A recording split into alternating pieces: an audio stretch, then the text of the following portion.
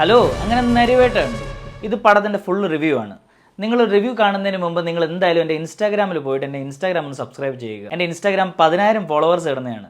ആരോ എന്തൊക്കെയോ റിപ്പോർട്ട് ചെയ്ത് genuine reviews ചെയ്തുകൊണ്ടിരുന്ന എൻ്റെ ചാനൽ ഇപ്പോൾ ഇല്ല. അപ്പോൾ നരിവേട്ടയിലോട്ട് വരാം. പടത്തിന് ഒറ്റ വാക്കിൽ പറയുവാണെങ്കിൽ ഒരു ആവറേജ് പടം. പടത്തിനെ ഈ രീതിയിൽ കുളമാക്കാൻ കാരണം ടൊവിനോ തന്നെയാണെന്നാണ് എൻ്റെ അഭിപ്രായം. വെരി ബാഡ് പെർഫോമൻസ് ആയിരുന്നു. ഒരു സീൻ പോലും ഇല്ല ടൊവിനോട് നമുക്ക് ഓർമ്മിച്ച് വെക്കാനായിട്ട്. ഫസ്റ്റ് സീൻ തൊട്ട് ഒരു കോംപ്ലക്സ് പ്രൊട്ടാഗനിസ്റ്റായിട്ടാണ് ടൊവിനോയെ കാണിച്ചേക്കുന്നത്. 2003 കാലഘട്ടത്തിൽ നടക്കുന്നൊരു സംഭവമല്ലേ. സ്റ്റോറിയെക്കുറിച്ച് ഞാൻ കൂടുതൽ പറയുന്നില്ല, സ്പോയിലർ ഞാൻ പറയാൻ ഉദ്ദേശിക്കുന്നില്ല. പക്ഷേ ഈ പടം എനിക്ക് കണക്റ്റ് ആവാത്തതിൻ്റെ മെയിൻ കാരണം പെർഫോമൻസ് ഓഫ് ടൊവിനോ ആയിരുന്നു. ടൊവിനോയ്ക്ക് ആ റോളിനെ ജസ്റ്റിഫൈ ചെയ്യാൻ പറ്റില്ലെന്നാണ് എൻ്റെ ഒരു അഭിപ്രായം. ഒരു സീൻ പോലും നമുക്ക് വർക്കൗട്ടായില്ല. ഒറ്റ സീന്, ആ റൊമാൻസ് ആണെങ്കിലും ഒട്ടും നമുക്ക് കണ്ടുകൊണ്ടിരിക്കാൻ പറ്റത്തില്ല. അത്രത്തോളം വേർപ്പിച്ചിട്ടുണ്ട് ടൊവിനോയുടെ ഫസ്റ്റ് ഒരു ചേസിങ് സീനാണ്. അവിടെ നിന്നാണ് നമ്മളെ ഹുക്ക് ചെയ്ത് നിർത്താൻ നോക്കുന്നത്.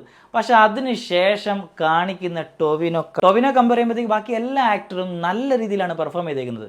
ചേരനാണെങ്കിലും സുരാജേട്ടന് കുറച്ച് റോളേ ഉള്ളെങ്കിലും സുരാജ് നല്ല രീതിയിൽ ചെയ്തിട്ടുണ്ട്. 1-2 കോമഡി ആ പടത്തിനകത്ത് ചെയ്യുന്നത് സുരാജാണ്. നല്ല രീതിയിൽ ആ കോമഡി വർക്കൗട്ട് ആയിട്ടുണ്ട്. എക്സ്പ്രഷൻസ് ആണെങ്കിലും ചേരൻ തമിഴിൽ നിന്ന് വന്നിട്ട് നല്ല രീതിയിൽ അഭിനയിച്ചിട്ടാണ് പോയേക്കുന്നത്. ചേരൻ ആന്റഗണിസ്റ്റ് ആണ്, പക്ഷെ നല്ല രീതിയിലാണ് ചേരൻ ചെയ്തേക്കുന്നത്. അതേപോലെ തന്നെയാണ് ആര്യ സലീം നല്ല രീതിയിൽ പെർഫോം ചെയ്തിട്ടുണ്ട്. But end of the day ഈ സ്റ്റോറി ഷെഡ്യൂൾ കാസ്റ്റിനെ കുറിച്ചിട്ടുള്ളൊരു സ്റ്റോറിയാണ്. ഷെഡ്യൂൾ ട്രൈബ്, അതായത് കാട്ടിൽ താമസിക്കുന്ന ഫോറസ്റ്റ്, ഞാൻ കൂടുതൽ പറയുന്നില്ല. ഷെഡ്യൂൾ ട്രൈബും ഗവൺമെൻറ്റും തമ്മിൽ ഉണ്ടാകുന്ന ആ ഒരു പ്രോബ്ലത്തിനിടയിൽ എന്തൊക്കെയാണ് ഉണ്ടാകുന്നത്, അതാണ് സ്റ്റോറി. പക്ഷേ നമുക്ക് ഒട്ടും കണക്റ്റ് ആകുന്നില്ല. ഒരു കണക്ഷനും നമുക്ക് തോന്നുന്നില്ല. ഇമോഷണലി നമ്മളെ ഒരിക്കലും ആ ഒരു പെർഫോമൻസിൽ വെച്ച് നമ്മളെ കൺവിൻസ് ചെയ്യാൻ ടൊവിനോയ്ക്ക് പറ്റിയിട്ടില്ല. നന്ദുചേട്ടൻ ചെറിയ റോളാണെങ്കിലും നല്ല രീതിയിലാണ് ആ ഒരു റോള് ചെയ്തേക്കുന്നത്. വെറുപ്പിച്ച കുറേ പേരുണ്ട്, അവരൊക്കെ പുതിയ ആക്ടേഴ്സാണ്. എനിക്ക് തോന്നുന്നത് ഇവിടെ നിന്നൊക്കെ എടുത്ത് അഭിനയിപ്പിച്ചാണെന്നാണ് തോന്നുന്നത്. പക്ഷേ അതല്ലാതെ സിനിമയ്ക്കകത്ത് നോക്കുവാണെങ്കിൽ നമുക്കൊരു കൺവിക്ഷൻ ആ സിനിമയ്ക്കകത്തില്ല. സ്ക്രിപ്റ്റിനും സ്ക്രീൻ പ്ലേക്കും നമ്മളെ ഒട്ടും കൺവിൻസ് ചെയ്യാൻ പറ്റിയിട്ടില്ലെന്നാണ് എൻ്റെ ഒരു അഭിപ്രായം. എടുത്തു പറയണം ജെയ്ക്സ് ബിജോയിൻ്റെ മ്യൂസിക്. അതുകൊണ്ടായതുകൊണ്ട് മാത്രമാണ് ആ പടം അത്രയും നേരം കാണാൻ പറ്റിയത് തന്നെ. ഫോക്ക് സോങ്സ് ആണെങ്കിലും മ്യൂസിക് ആണെങ്കിലും ബാക്ക്ഗ്രൗണ്ട് സ്കോർ ആണെങ്കിലും എല്ലാം നല്ല രീതിയിലാണ് ജെയ്ക്സ് ബിജോയ് ചെയ്തേക്കുന്നത്.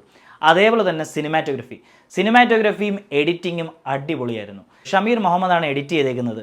നല്ല രീതിയിലാണ് എഡിറ്റ് ചെയ്തേക്കുന്നത്. ചാർലി ഇദ്ദേഹമാണ് എഡിറ്റ് ചെയ്തേക്കുന്നത്. ഒരു പടത്തിൻ്റെ പില്ലേഴ്സാണ് സ്റ്റോറി, സ്ക്രീൻ പ്ലേ, ഡയറക്ഷൻ.